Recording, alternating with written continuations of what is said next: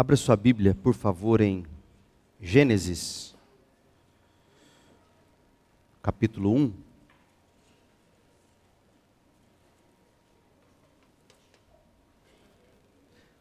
Nós vamos ler 3 trechos do início do livro de Gênesis. Um pequeno trecho no capítulo 1, um pequeno trecho no 2, depois no capítulo 3 e adiante um versículo do capítulo 4. Eu quero que você preste atenção à progressão dos acontecimentos que dizem respeito ao homem e à mulher. Quero que você enxergue isso. Porque hoje à noite eu quero tratar com você sobre guerra dos sexos. Nós estamos numa pequena série de mensagens, dentro de nossa série no livro de Gênesis, estudando ou buscando construir uma teologia de gênero. E o que nos leva a fazer isto é o que está no capítulo 1, que passamos a ler. Assim diz a palavra do Senhor no verso 26, Gênesis 1, 26. Então Deus disse: façamos o ser humano à nossa imagem, ele será semelhante a nós. Dominará sobre os peixes do mar, sobre as aves do céu, sobre os animais domésticos, sobre todos os animais selvagens da terra e sobre os animais que rastejam pelo chão. Aqui é a nossa frase. Assim Deus criou os seres humanos à sua própria imagem, a imagem de Deus os criou. Homem e mulher os criou. Capítulo 2 de Gênesis é uma ampliação da descrição que Moisés fez do 6º dia da criação. Por isso que parece repetição ou sobreposição, mas o capítulo 2 é a ampliação do relato da criação, no que diz respeito ao 6º dia. E sobre esta criação de homem e mulher, no verso 27 de Gênesis 1, nós a lemos de um modo ampliado, aqui no capítulo 2, verso 21. Então, o Senhor Deus o fez Adão cair num sono profundo. Enquanto o homem dormia, Adão dormia, tirou dele uma das costelas e fechou o espaço que a costela ocupava. Dessa costela o Senhor Deus fez uma mulher e a trouxe ao homem. Finalmente, exclamou o homem, esta é osso dos meus ossos e carne da minha carne, será chamada mulher, porque foi tirada do homem. Por isso, o homem deixa pai e mãe e se une à sua mulher, e os dois se tornam um só. Agora preste atenção no verso 25. O homem e a mulher estavam nus, mas não sentiam vergonha. Capítulo 3, verso 1. A sequência. A serpente era o mais astuto de todos os animais selvagens que o Senhor Deus havia criado. Certa vez, a serpente perguntou à mulher: Deus realmente disse que vocês não devem comer do fruto de nenhuma das árvores do jardim? Podemos comer do fruto das árvores do jardim, respondeu a mulher. É só do fruto da árvore que está no meio do jardim que não podemos comer. Deus disse: não comam e nem sequer toquem no fruto daquela árvore, se o fizerem, morrerão. Eva está narrando. É claro que vocês não morrerão, a serpente respondeu à mulher. Deus sabe que no momento em que comerem do fruto, seus olhos se abrirão e como Deus conhecerão o bem e o mal.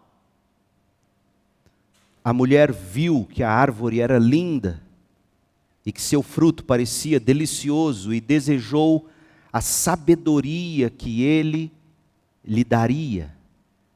Assim, Eva tomou do fruto e o comeu. Depois deu ao marido, a Adão, que estava com ela, ao lado dela. E Adão também comeu. Naquele momento, seus olhos se abriram E eles perceberam que estavam nus e passaram a ter vergonha agora. Por isso, costuraram folhas de figueira, umas às outras, para se cobrirem. No fim do capítulo 2, ambos nus, não se envergonhavam, depois do pecado, vergonha, se cobrem um do outro, se escondem de Deus. Verso 11 do capítulo 3. Deus chega a eles e pergunta: quem lhe disse, Adão? Quem lhe disse que você estava nu? Perguntou Deus. Você comeu do fruto da árvore que eu lhe ordenei que não comesse? O homem respondeu: olha que resposta. Foi a mulher que me deste. Ela me ofereceu do fruto e eu comi. Então o Senhor Deus perguntou à mulher: o que foi que você fez? A serpente me enganou. Respondeu a mulher: foi por isso que comi do fruto. Verso 16.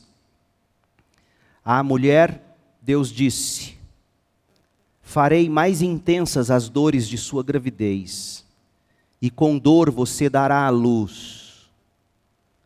Seu desejo será para o seu marido, e ele a dominará. Termina aqui a leitura da palavra de Deus. A crise dos gêneros que nossa sociedade está vivendo, ela pede uma resposta à altura. Essa crise pede pela única resposta verdadeiramente terapêutica, curadora, libertadora. A crise dos gêneros pede a cosmovisão judaico-cristã. É o que nós estamos buscando fazer nesta pequena série, uma teologia dos gêneros, dentro de nossa série de estudos no livro de Gênesis, que, como disse, o gatilho para esta iniciativa foi a frase de Gênesis 1:27, Deus criou os seres humanos à sua própria imagem, a imagem de Deus os criou, homem e mulher os criou. Semana passada nós terminamos a primeira mensagem desta teologia que estamos buscando construir com esta nota: Deus criou você. Deus criou você à imagem dele. E Deus criou você, homem ou mulher, para que você possa ser totalmente, radicalmente, exclusivamente devotado ou devotada ao Senhor Jesus Cristo.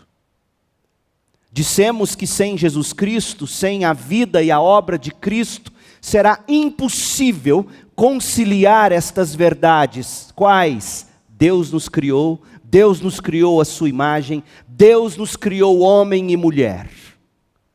Porque é impossível conciliar essas coisas sem Jesus? Porque o estado de corrupção da criação de Deus pede por uma consumação.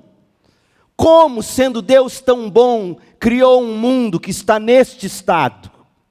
Como, sendo um Deus tão bom, criou um ser humano à sua imagem? Mas olha o que aconteceu, o que virou do ser humano. Isso pede por uma consumação, e a consumação é Cristo. Olhe para a feiura dos relacionamentos, homem e mulher. Isso também pede por uma consumação. A consumação está em Jesus Cristo. Foi isso que nós vimos na semana passada. Vimos também que a criação dos seres humanos como masculino e feminino, esta realidade, sim, binária, homem ou mulher, fornece a estrutura necessária na criação de Deus para a ordenança do casamento. Não se poderia ter casamento sem homem e mulher.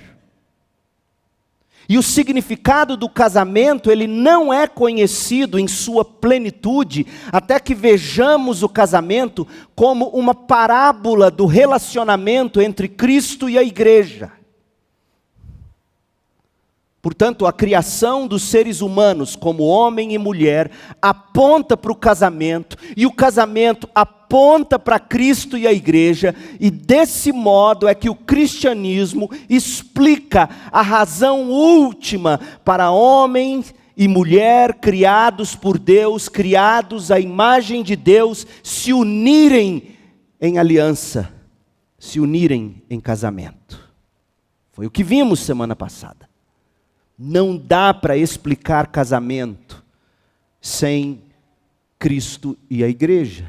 E para este fim, Deus criou o casamento. Afinal, os homens, seres humanos, poderiam procriar como os animais procriam. Existe casamento entre cadela e cão? Não, não existe. O boi e a vaca? Não, não tem. Mas há entre homem e mulher, e o fim último é explicar o relacionamento entre Cristo e a igreja. Mas tem outra coisa. Como já dissemos, a feiura histórica dos relacionamentos entre homem e mulher é horroroso o que acontece nesta convivência, e isso pede pelo cristianismo. Por quê?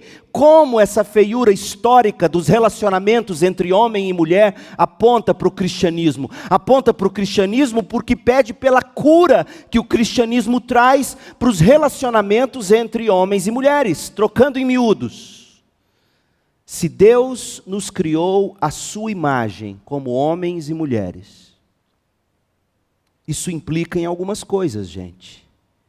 Implica em igualdade de personalidade. Implica em igualdade de dignidade. Implica em respeito mútuo. Implica em harmonia. Implica em complementaridade, um completa o outro. Implica em destino unificado. A gente falou disso semana passada. Deixe-me ampliar um pouquinho o que isso significa. Igualdade de personalidade. Homem e mulher criados à imagem de Deus, significa que um homem, essas são palavras de John Piper, ele é maravilhoso. Um homem não é menos pessoa do que uma mulher porque tem pelos no peito como um gorila. E a mulher não é menos pessoa porque assim como um peixe, ela não tem pelos no peito. Homem e mulher são iguais em personalidade e suas diferenças não mudam essa verdade básica. Igualdade de personalidade, homem e mulher. Igualdade de dignidade significa que homem e mulher devem ser igualmente honrados como seres humanos à imagem de Deus. 1 de Pedro 2,17, o apóstolo escreveu: tratem todo ser humano com respeito e amem seus irmãos em Cristo. Isto é, tratem com respeito o ser humano criado à imagem e semelhança de Deus, não importa se homem ou se mulher. Eu vou dizer algo que talvez choque você, mas há uma honra a ser prestada às pessoas simplesmente porque elas são humanas, criadas à imagem de Deus. E agora talvez te choque, há uma honra que nós devemos até mesmo ao mais desprezível dos criminosos. Porque ele foi criado à imagem e semelhança de Deus. Há uma honra devida à mais absoluta mulher perversa, criminosa. Há ali a imagem e semelhança de Deus, e essa honra pertence igualmente ao homem e à mulher, não importa se bonzinhos ou ruinzinhos. Respeito mútuo significa que homens e mulheres devem ser igualmente respeitados, honrados um pelo outro. O respeito jamais deverá pender apenas em uma direção. Mais respeito ao homem ou mais respeito à mulher, não. Criados à imagem de Deus, homem e mulher devem olhar um para o outro com um tipo real de admiração, que está sem mistura. Ou melhor, que foi absolutamente misturada com os efeitos do pecado, infelizmente. E apesar dos efeitos do pecado em nós, devemos olhar um para o outro, homem e mulher, com respeito. Porque conquanto sejamos pecadores e depravados, ainda reside em nós a imagem de Deus, ainda que distorcida. Portanto, igualdade de personalidade, igualdade de dignidade, respeito mútuo e harmonia em quarto lugar. Harmonia significa que deve haver cooperação pacífica entre homens e mulheres. Devemos todos, igualmente, homens e mulheres, encontrar maneiras de lubrificar as engrenagens dos nossos relacionamentos para que haja um trabalho em equipe, harmonia, ajuda mútua e alegria na sociedade. E ainda, complementaridade. Complementaridade significa que a música dos nossos relacionamentos não deve ser entoada apenas em voz uníssona. Como nosso belo coral cantou hoje à noite, nós temos que buscar pela harmonia e pela complementaridade do canto coral, com vozes, sim, masculinas, femininas, tenores e sopranos, baixos e contraltos, barítonos e mezzo-sopranos. Complementaridade significa que as diferenças entre homens e mulheres serão respeitadas, afirmadas e valorizadas. Significa que masculino e feminino não tentarão duplicar um ao outro, mas destacarão um no outro as qualidades únicas que contribuem para o enriquecimento mútuo e social, homem e mulher. E finalmente, o destino unificado. Destino unificado significa que homem e mulher, quando chegam à fé em Cristo, eles deixam de ser competidores. E 1 de Pedro 3,7 diz que eles passam a ser co-herdeiros da mesma graça da vida. Homens e mulheres em Cristo estão destinados a desfrutar igualmente da revelação totalmente satisfatória da glória de Deus na face de Cristo, nesta era e na era vindoura, principalmente. Portanto, não perca de vista isto. E só a cosmovisão judaico-cristã te dá isso. Ao criar os seres humanos como homem e mulher, masculino e feminino, binários, sim, à sua imagem, Deus tinha algo maravilhoso em mente. Deus tem o mesmo plano em mente, hoje ainda. E em Jesus Cristo, na consumação da obra de Cristo, Deus pretende redimir esta feiura causada pelo pecado nos relacionamentos entre homens e mulheres. Que feiura é esta? E deixe-me explicar para você onde começou todos os abusos, todos os estupros, onde começou toda a mazela. Deixe-me explicar para você. Quando o pecado entrou no mundo, o efeito no nosso relacionamento como homem e mulher foi devastador. Eu mostrei para você na leitura bíblica inicial, homem e mulher que antes do pecado, Gênesis 2:28, estavam nus, mas não sentiam vergonha. Passaram agora, depois do pecado, Gênesis 3:7, a se proteger um do outro, inclusive de Deus, costuraram folhas de figueiras umas às outras para se cobrirem de vergonha, de medo um do outro. Pior ainda, Gênesis 3:8, veja o que eles fizeram. Quando soprava a brisa do entardecer, o homem e sua mulher ouviram o Senhor Deus caminhando pelo jardim e se esconderam de Deus entre as árvores. Você ouviu isso? Se esconderam de Deus entre as árvores. Então o Senhor Deus chamou o homem e perguntou: onde você está? E o homem respondeu: ouvi que estavas andando pelo jardim e me escondi. Tive medo. Medo dela, medo do Senhor, tive medo, porque eu estava nu. Olha o que o pecado fez. Ato contínuo, Deus confronta, indagando Adão, no verso 11, Gênesis 3:11. Quem lhe disse que você estava nu? Perguntou Deus. É óbvio que Deus sabia, mas Deus ainda pergunta, tentando fazer Adão cair em si. Você comeu do fruto da árvore que eu lhe ordenei que não comesse? E a resposta de Adão, gente, é estarrecedora. Não deixe de sentir o peso desta resposta. Gênesis 3:12. Olha o que Adão diz: foi a mulher que me deste, ela me ofereceu do fruto e eu comi. Meu Deus, o que Adão acabou de dizer? Em outras palavras, Adão disse: a culpa é da mulher. Literalmente em hebraico a palavra é Ishá. A culpa é da fêmea. A culpa é sua, Deus, porque me deu a fêmea. Foi a mulher que me deste, ela me ofereceu do fruto e eu comi.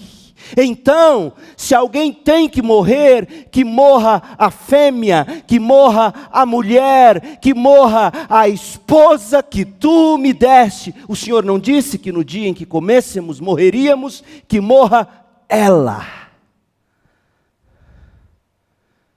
Pois bem, este aqui é o marco zero da catástrofe do pecado. Está aqui em Gênesis 3:12 o início da guerra dos sexos. Foi a mulher que me deste. Ela me ofereceu do fruto e eu comi. Se alguém tem que morrer, se alguém tem que pagar, que seja a mulher. A propósito, que tu, Senhor, me deste. Ora, está aqui a raiz de toda violência doméstica, gente. A raiz de todo abuso contra a esposa ou a mulher. Está aqui a raiz de todo estupro. A raiz de todas as calúnias sexuais. Está aqui o ponto de partida de todos os assédios sexuais. Está aqui o embrião de todas as formas de se menosprezar a mulher que Deus criou à sua própria imagem. No pecado. Adão e Eva pecaram contra Deus. Adão e Eva desconfiaram da bondade de Deus, se afastaram de Deus, viraram as costas para Deus, se agarraram à sua própria sabedoria, julgavam eles, em busca de serem felizes. Adão e Eva rejeitaram a palavra de Deus. Comeram do fruto da árvore, do conhecimento do bem e do mal. Deus os chamou para prestar contas e finalmente lhes deu o veredito. Deus descreveu a eles qual seria a maldição sobre a vida humana por causa do pecado. Está preparado? Verso 16. Gênesis 3,16. Deus disse à mulher: farei mais intensas as dores de sua gravidez, e com dor você dará à luz. Seu desejo será para o seu marido, e ele a dominará. A NVT colocou uma nota de rodapé dizendo, literalmente, Deus estava dizendo assim: você desejará controlar seu marido. É o efeito do pecado. E eu vou te mostrar que essa tradução está corretíssima em instantes. Você desejará controlar seu marido, mas ele, em resposta, dominará você. Nasceu aqui a guerra dos sexos. Veja bem, esta aqui não é a descrição de um modelo a se copiar, longe disto. Não há um modelo aqui a ser copiado. A mulher tentando controlar o marido e o marido em resposta dominando com força. Não é um modelo. O que Deus está dando aqui é uma descrição da maldição, uma descrição da miséria ou da feiura que se tornou os relacionamentos entre homens e mulheres, sobretudo no casamento. Gênesis 3,16 é a história da vida daqueles nos quais impera a mão pesada do pecado. Seu desejo será controlar o marido, mas ele dominará você. Será mesmo que é isto que está sendo dito aqui? Qual é a natureza desse relacionamento arruinado pelo pecado?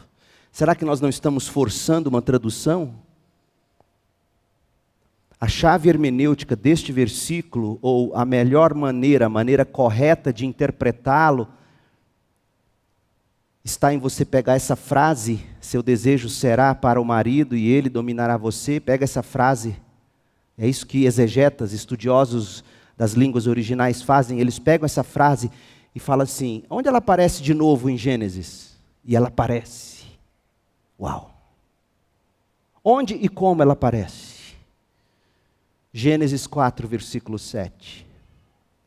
Em Gênesis 4, versículo 7, Deus vai alertar Caim sobre o ressentimento e a raiva dele contra Abel, o irmão dele. Deus dirá a Caim que o pecado está prestes, ouça, a controlar a vida dele. Mas ele terá que reagir dominando o desejo do pecado. Preste atenção na frase, Gênesis 4, 7. Se você fizer o que é certo, Caim, será aceito. Mas se não o fizer, tome cuidado. Por quê? O pecado está à porta, à sua espreita, e deseja controlá-lo.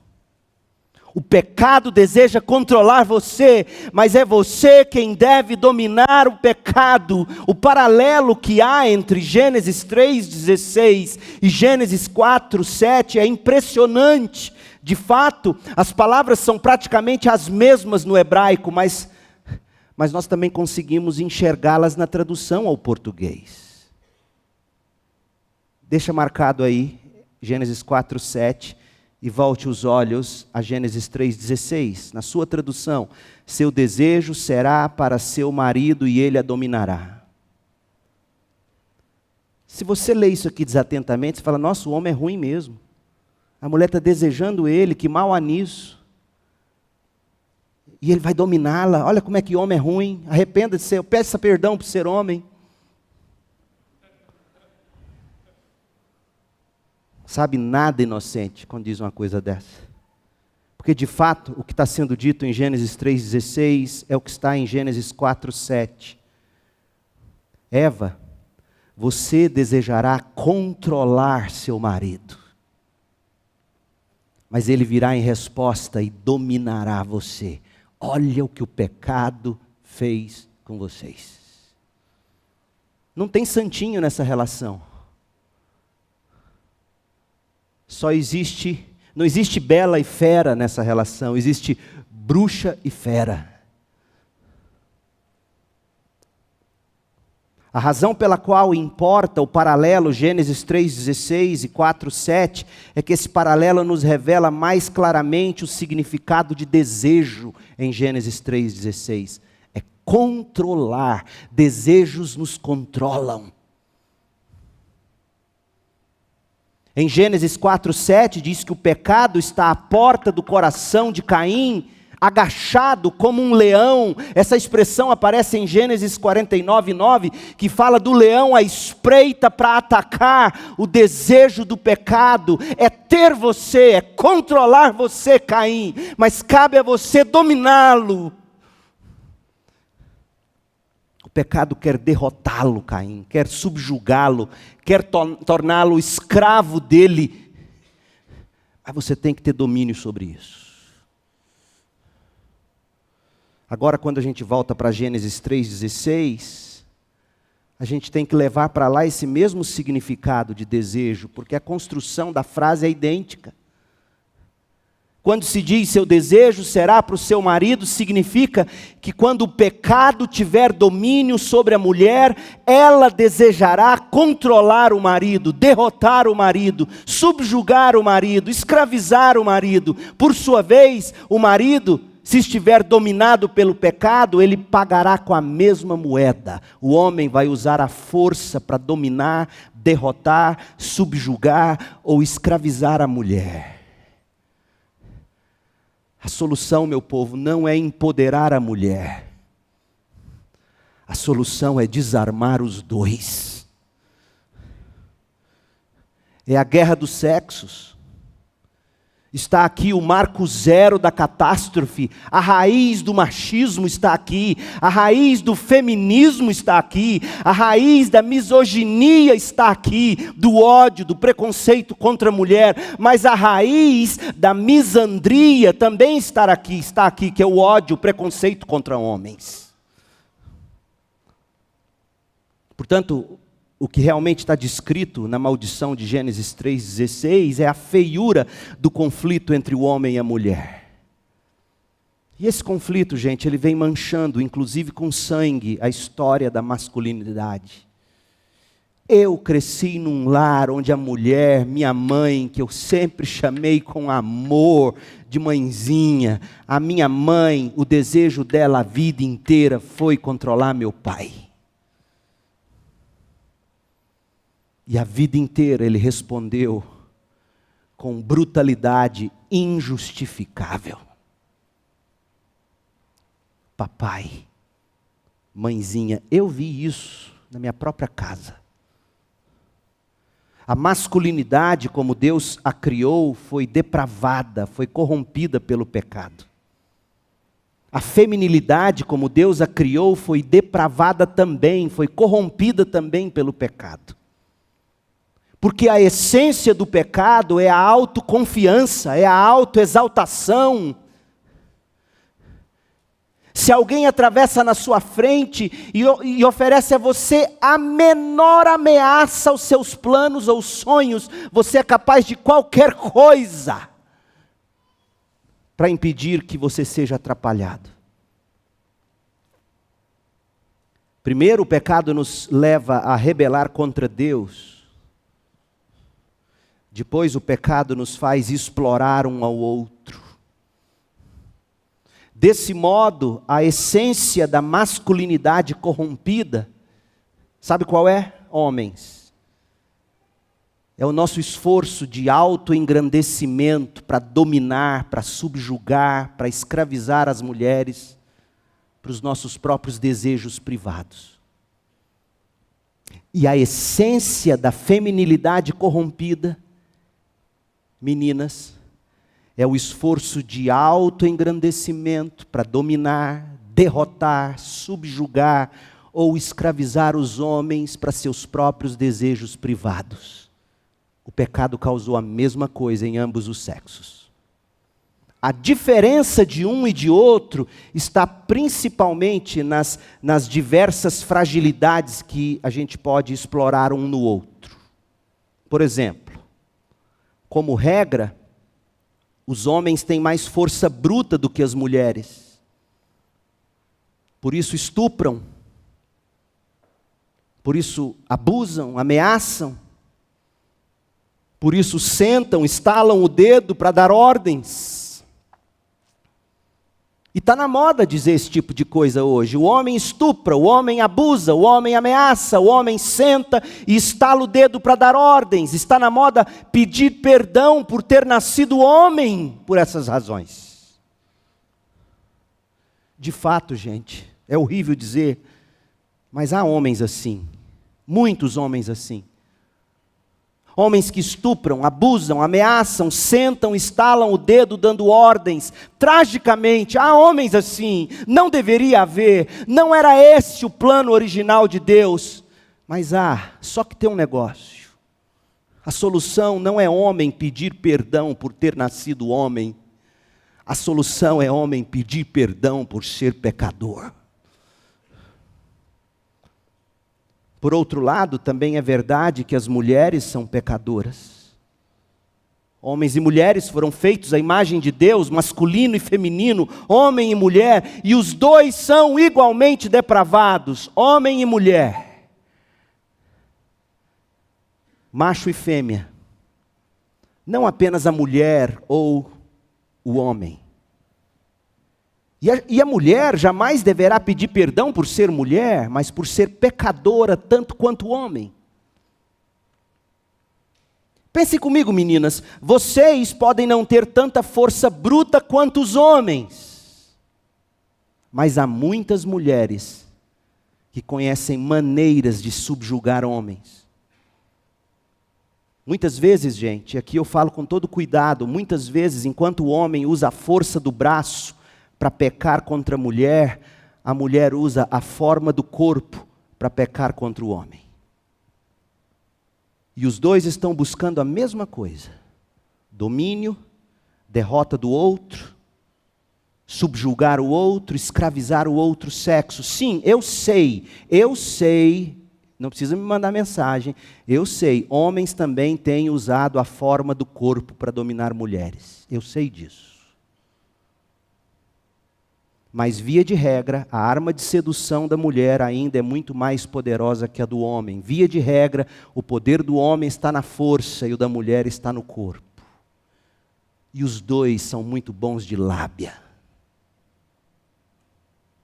Se você tem alguma dúvida do que eu estou dizendo sobre o poder da mulher pecadora para controlar o homem pecador, apenas reflita por um momento sobre a força número 1 do marketing contemporâneo ao redor do mundo.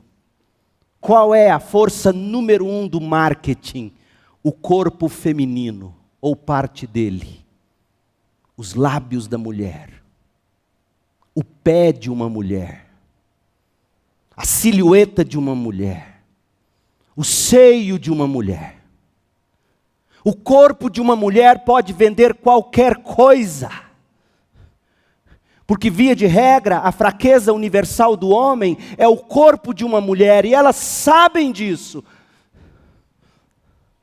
Sim, a exploração que homens fazem de mulheres é tantas vezes notória, escandalosa, horrorosa. Por esta razão, a violência corporal, a força bruta do braço, e também porque corretamente se criminalizou o assédio sexual. Desse modo, a exploração que homens fazem de mulheres é mais dura e violenta, sim. E de fato é abominável. Mas se a gente for sincero, a exploração que mulheres fazem de homens também existe. A sedução pelo corpo. Pergunte às feministas da terceira geração, terceira onda, não sei se já estão na quarta, mas uma das últimas era exatamente esta: a sedução pelo corpo. O controle sexual exercido pelo corpo de mulher, ou partes do corpo de mulher, como eu disse, lábios, mãos, pés.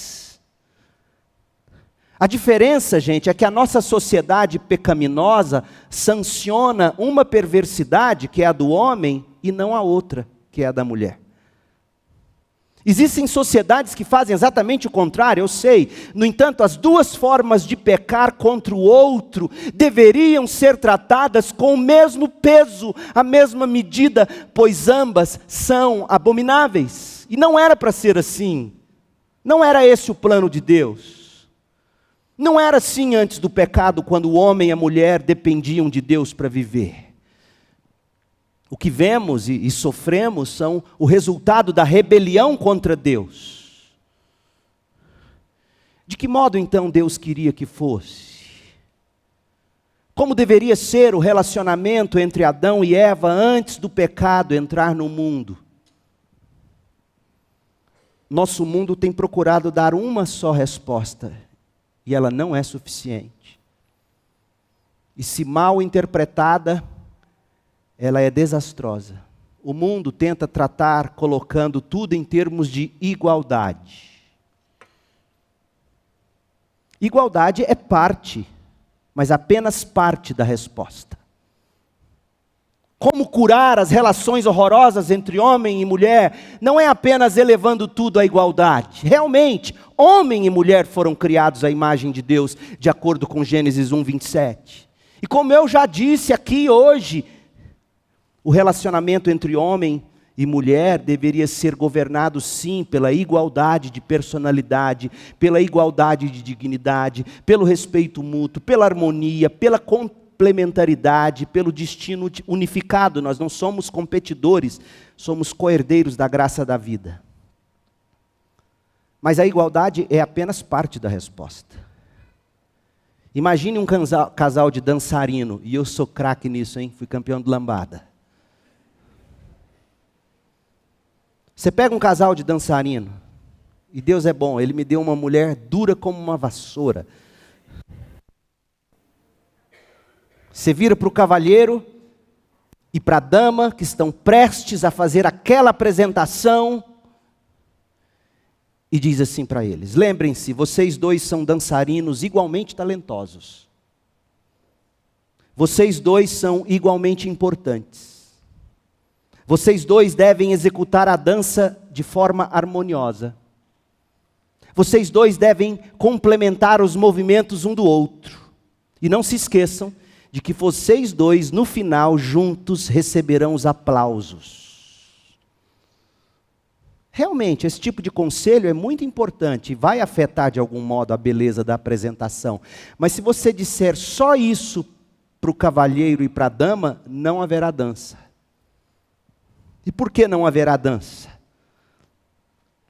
Ora, gente, primeiro porque cada um tem que conhecer os movimentos da dança. Depois, eles têm que saber qual é a diferença de papéis na execução da dança.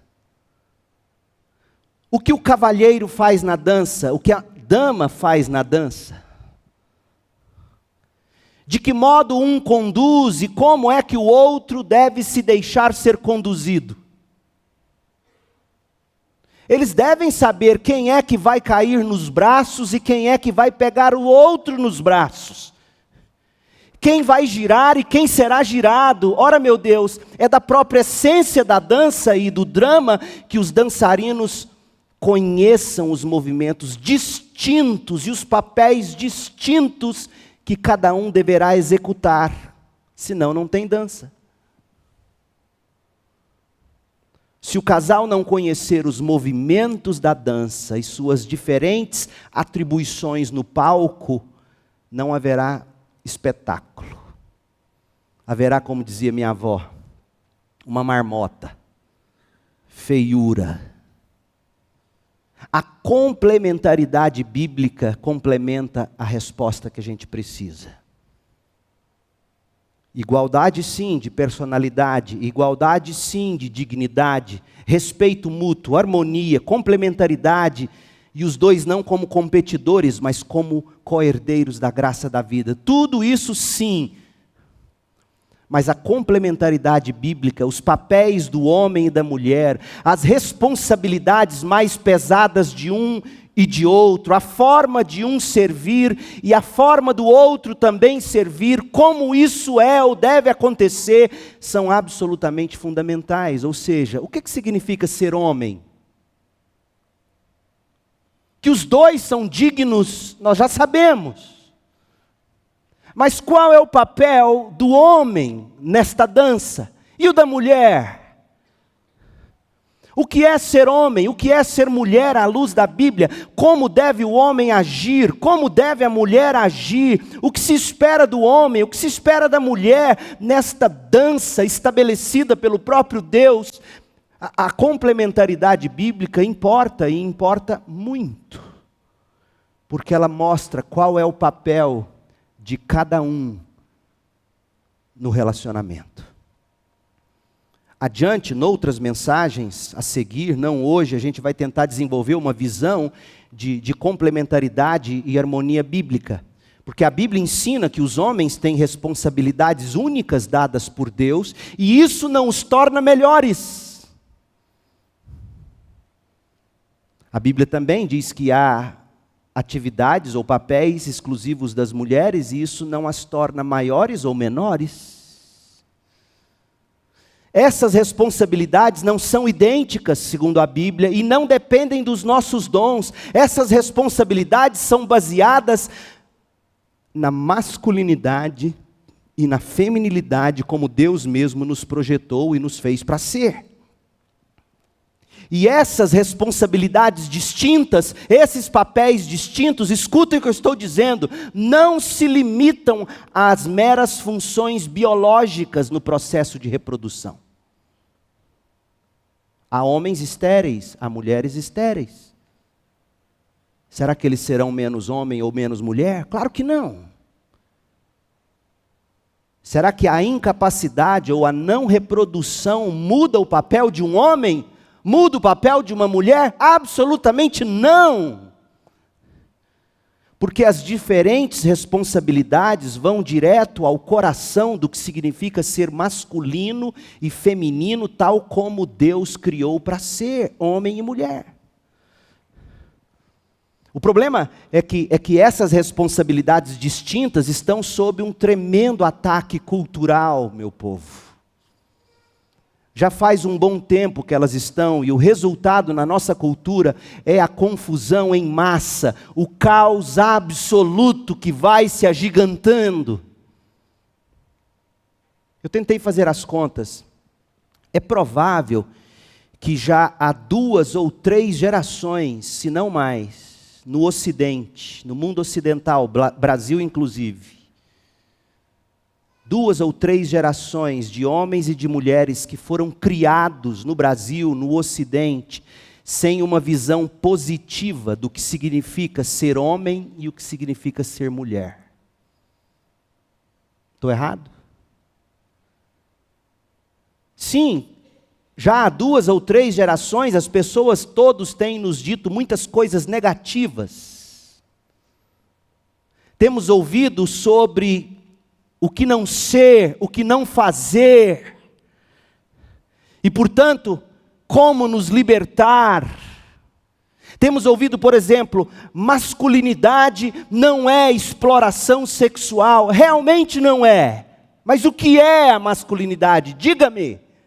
Não, a masculinidade não é exploração sexual, a masculinidade não é divertido, é por isso que homem virou palhaço nos filmes. Homens são desengonçados, desastrosos, porque não é divertido ser homem, não é bom. A masculinidade, nos dizem, não é racionalismo puro, o homem é só razão, o homem é só cabeça, sem emoção. A masculinidade não é ser durão, nem viver do impulso orientado para a tarefa de conquistar. Portanto, libertem-se, homens. Estamos cansados de ouvir o que não é ser homem. Mas a pergunta simples que eu faço é, o que é ser homem?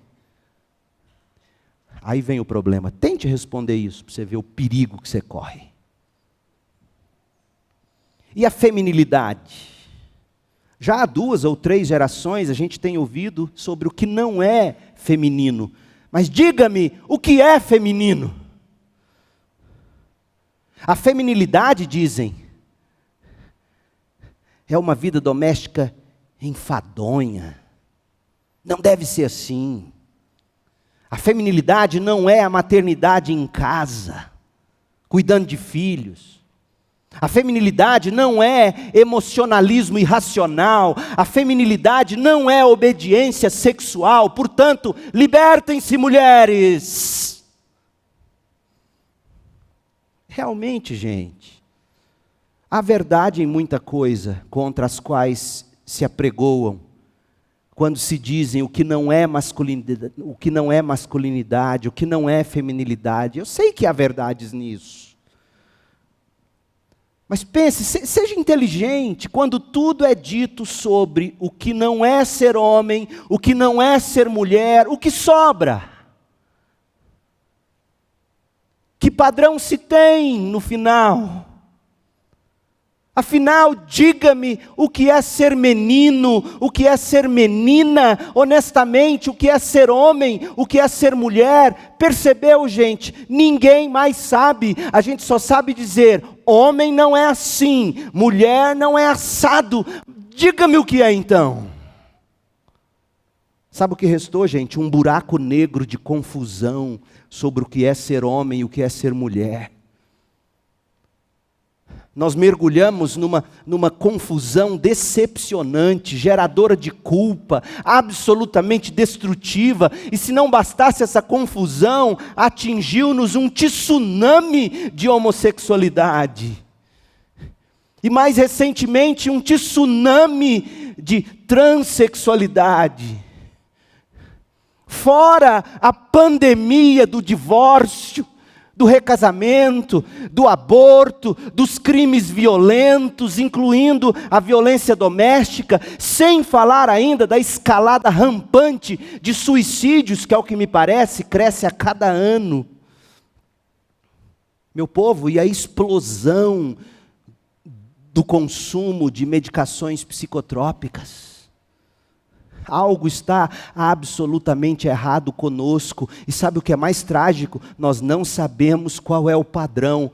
Diga-me o que é ser menino, afinal. Aí chega num ponto, ele não sabe. E aí ele diz, eu quero ser menina. A menina não sabe o que é ser menina. E ela fala, é melhor, é mais legal ser menino. Perceba, diga-me, ensina-me o que é ser homem. Ensina-me o que é ser mulher. É uma covardia sem medida, de fato é um pecado nós nos abdicarmos da responsabilidade moral e espiritual de dizer aos pequeninos, aos adolescentes, aos jovens, o que significa ser homem e ser mulher, criados à imagem de Deus, é dever nosso.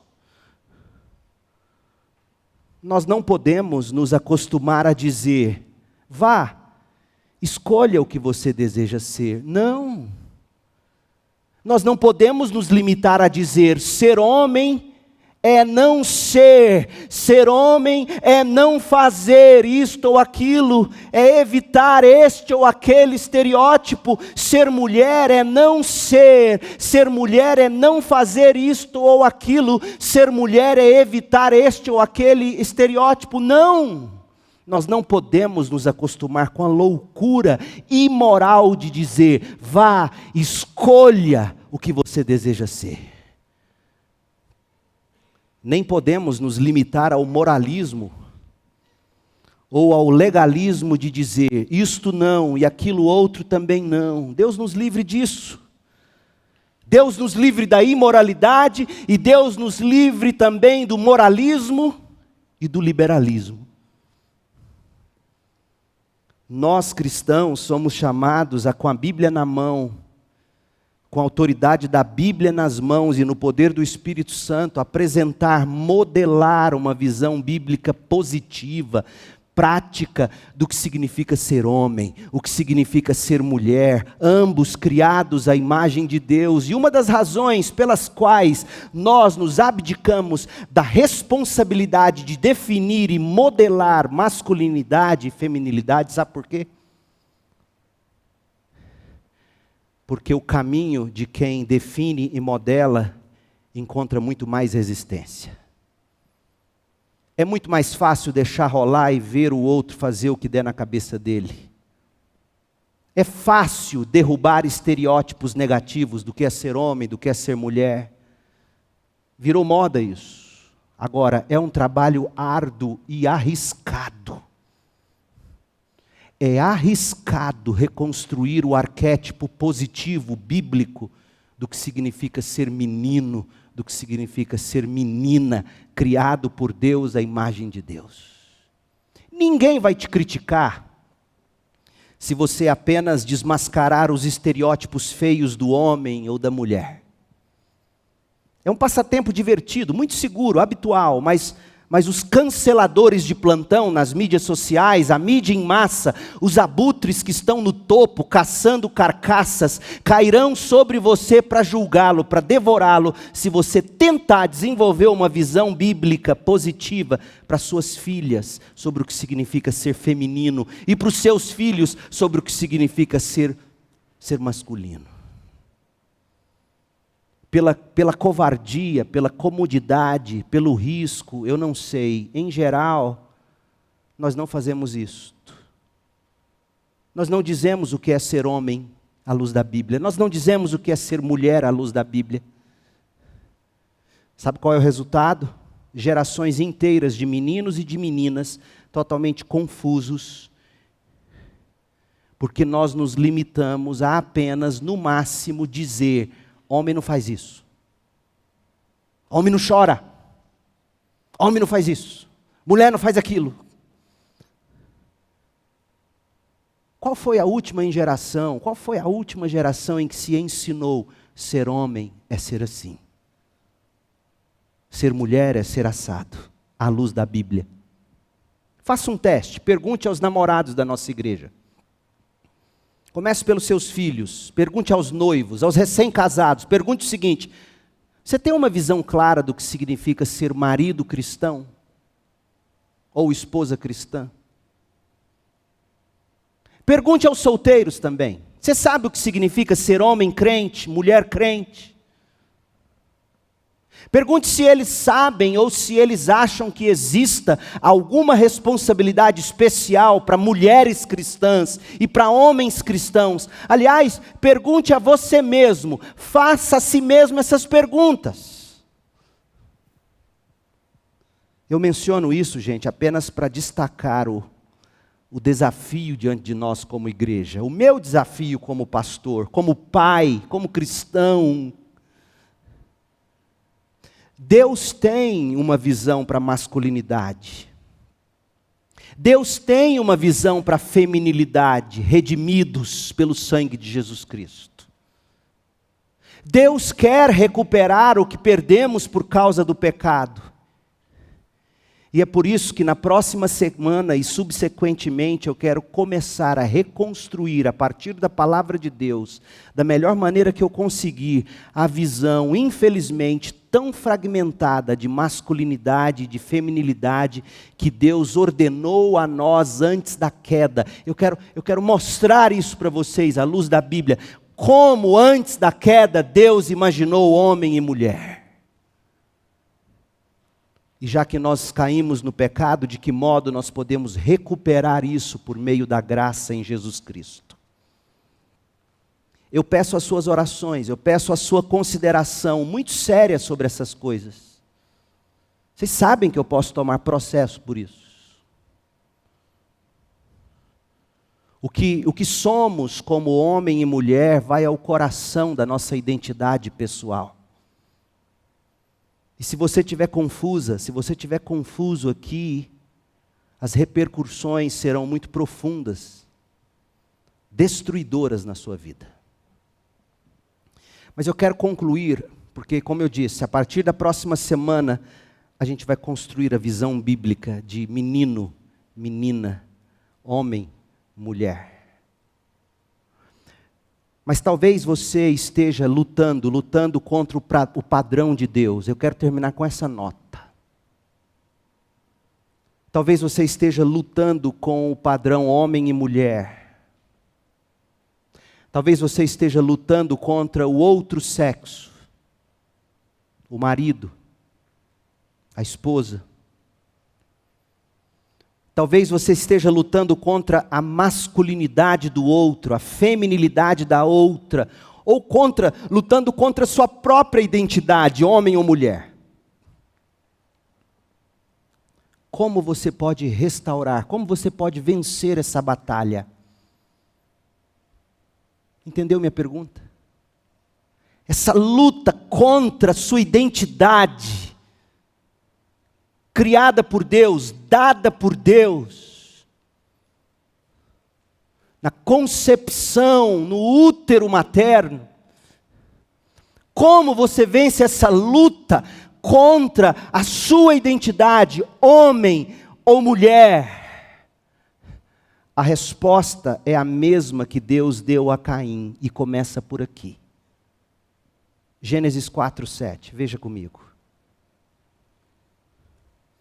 Se você fizer o que é certo, Caim, será aceito. Veja, desde o início a Bíblia não parte do se você fizer o que der vontade. Nunca é assim na Bíblia. Sobretudo por causa da queda e do pecado, o coração humano é enganoso. Caim, se você fizer o que é certo, há um certo, há um correto, há um padrão, há uma verdade, há um absoluto pelo qual devemos viver, e isto está na Bíblia. Mas se não o fizer, tome cuidado.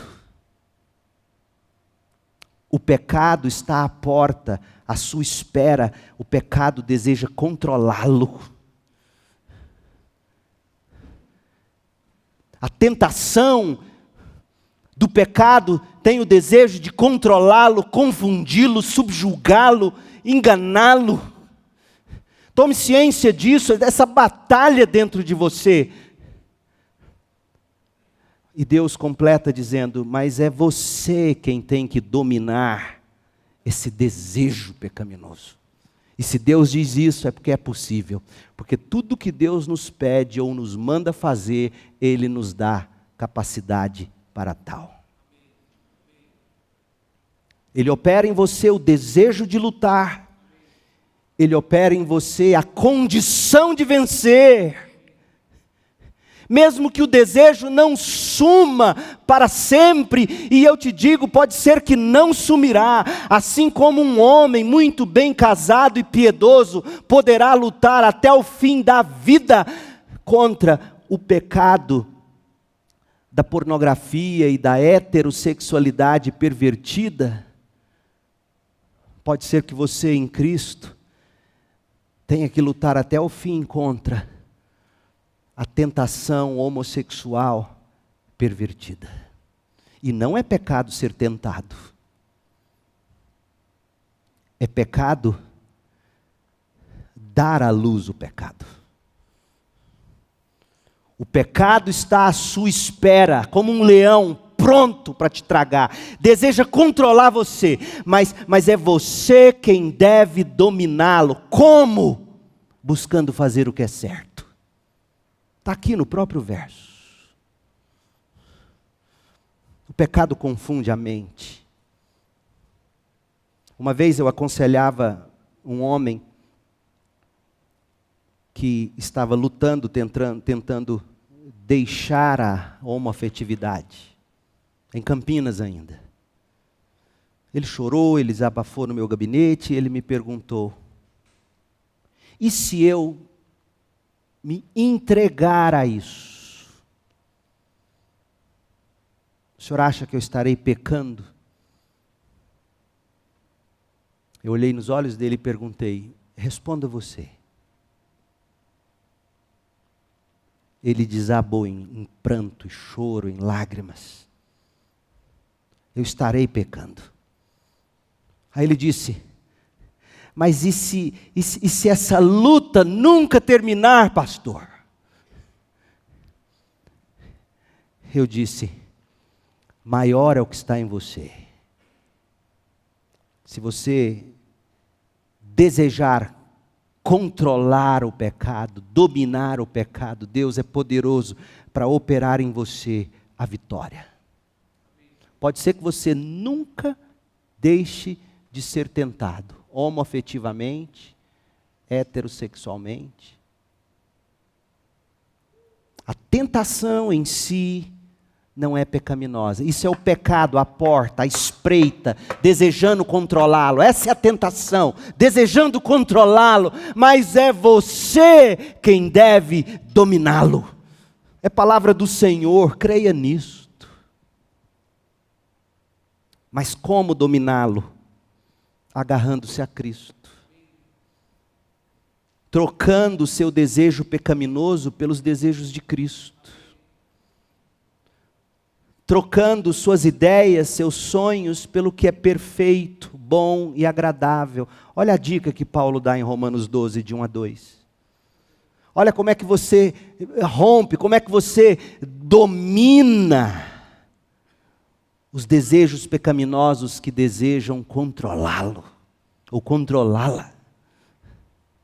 E como eu gostaria, você que me ouve, que luta com isso, entendesse, é possível isso. Deus não mente. Romanos 12, de 1 a 2. Portanto, meus irmãos, suplico-lhes que entreguem seu corpo a Deus. Seu corpo não é seu, a regra não é sua. Entregue seu corpo a Deus, por causa de tudo que Ele fez por vocês. Que seja o seu corpo um sacrifício vivo e santo, do tipo que Deus considera agradável. Essa é a verdadeira forma de adorá-lo e entregá-lo como um sacrifício vivo. Dói na carne não ceder ao desejo, mas eis aqui meu corpo, minha vida, meu ser é teu. É isso que Deus requer de nós. Essa é a verdadeira forma de adorá-lo. Não imitem o comportamento e os costumes deste mundo. Ou seja, você está no controle, não imitem. Vocês conseguem pelo poder de Deus que opera em vós. Se não fosse possível, Paulo não diria. Paulo não diria que vocês não devem se amoldar, que vocês não devem imitar os comportamentos, os costumes. Resista, e aí vem a contraparte, mas deixem que Deus os transforme. Qual é a parte sua e qual é a parte de Deus nessa luta? A sua é resistir e clamar. A de Deus é operar o milagre, é transformar.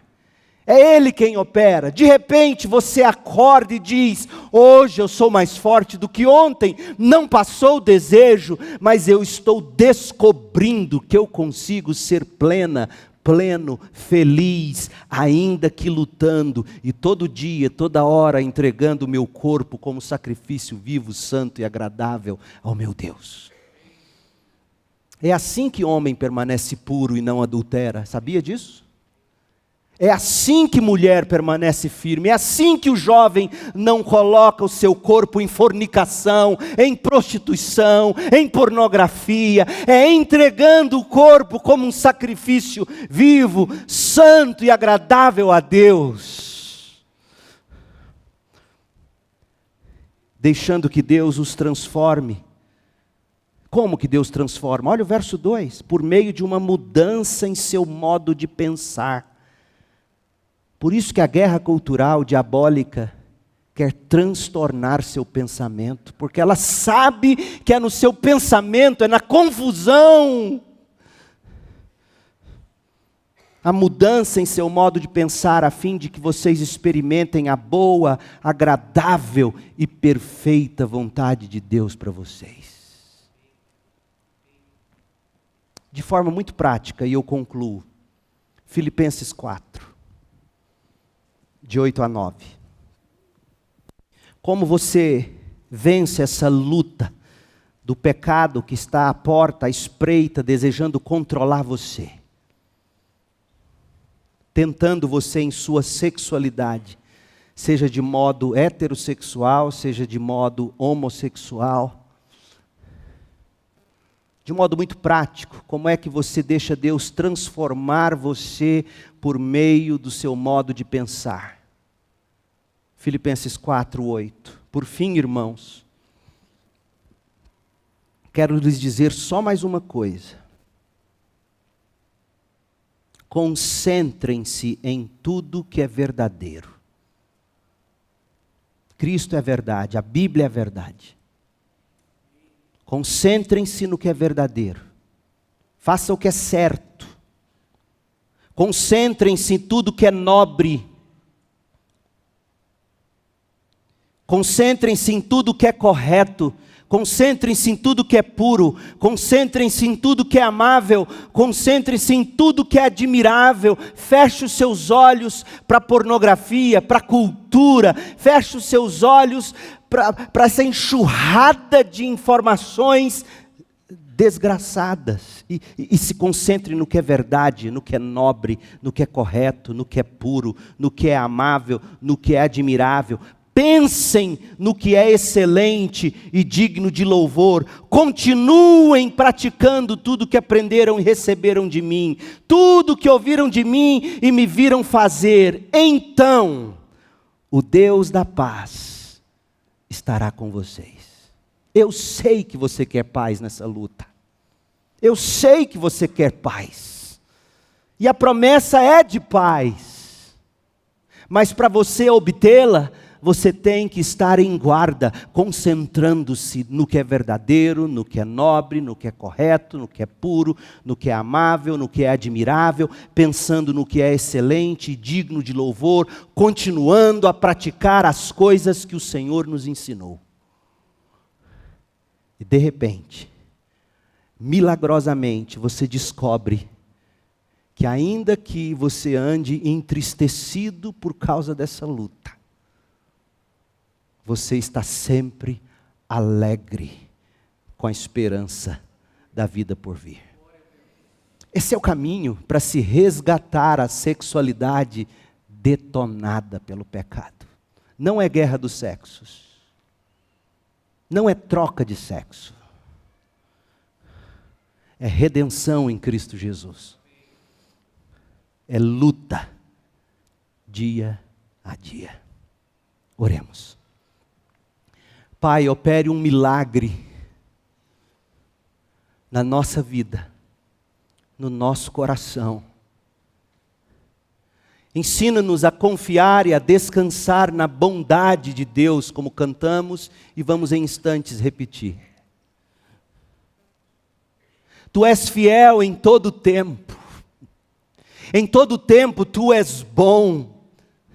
Tua bondade e tua misericórdia nos seguirão todos os dias da nossa vida e habitaremos na casa do Senhor para todo sempre. Dá-nos essa visão para que a gente encontre ânimo a cada manhã, a todo instante, para vencer a tentação sexual, a tentação alcoólica, a adicção. Ó Deus, é possível dominar o desejo do pecado. Tua palavra diz que é. Dá-nos isto. Dá-nos Cristo. E a paz que dele em nós excede todo entendimento. No nome doce de Jesus oramos. Vamos ficar em pé e vamos cantar, encerrando. Que a graça de Jesus, que o amor de Deus Pai, que a consolação do Espírito estejam sobre nós, a igreja, o povo de Deus, aqui por todos os lugares, até que Jesus venha. No nome doce de Jesus oramos.